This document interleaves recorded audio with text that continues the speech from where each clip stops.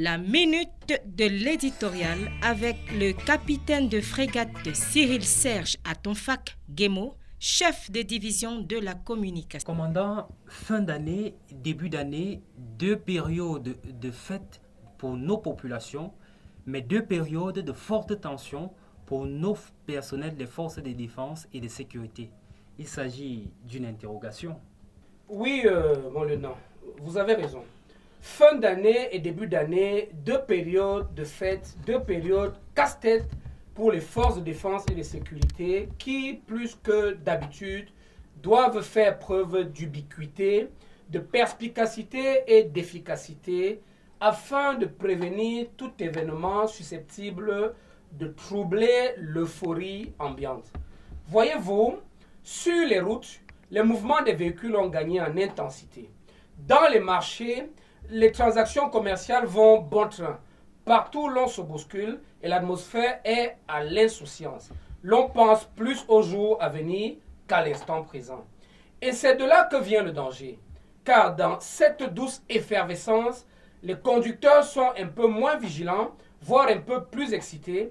Les piétons sont imprudents, sans parler des voleurs de plus en plus astucieux et téméraires.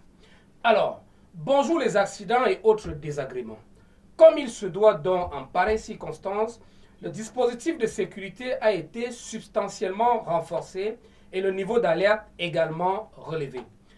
Mais étant donné que la sécurité est l'affaire de tous, principalement en cette période fleurant bon la fête, période que nul n'a le droit de gâcher par un comportement incivique ou dangereux, nous devons tous, et chacun à son niveau, où que l'on se trouve, de contribuer à préserver cette sécurité dont nous sommes les seuls bénéficiaires.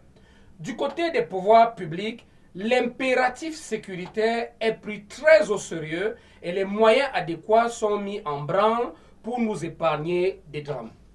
La première des fêtes à venir est la Noël, célébrée le mercredi 25 décembre de cette année 2019.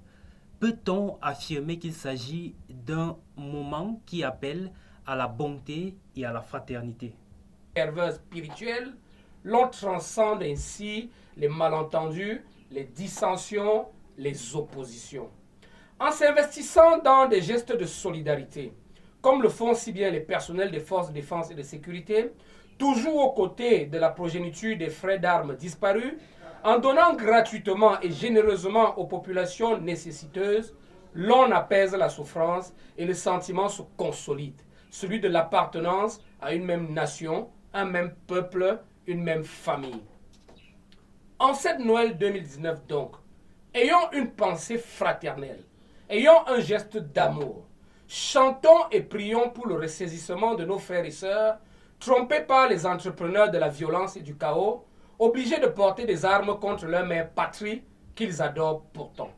La fête de la Nativité, de par sa symbolique humaine et spirituelle, est certainement une occasion idoine d'ouvrir les cœurs au pardon, à la réconciliation, pour que se taisent les armes sur toute l'étendue du Cameroun. En cette Noël 2019, la lumineuse espérance d'un nouveau départ nous tend ses bras. Sachons la saisir. La patrie vaincra, la nation triomphera, nous l'avons toujours dit. À toutes et à tous donc, excellente célébration de la Nativité, joyeux Noël 2019. À samedi prochain.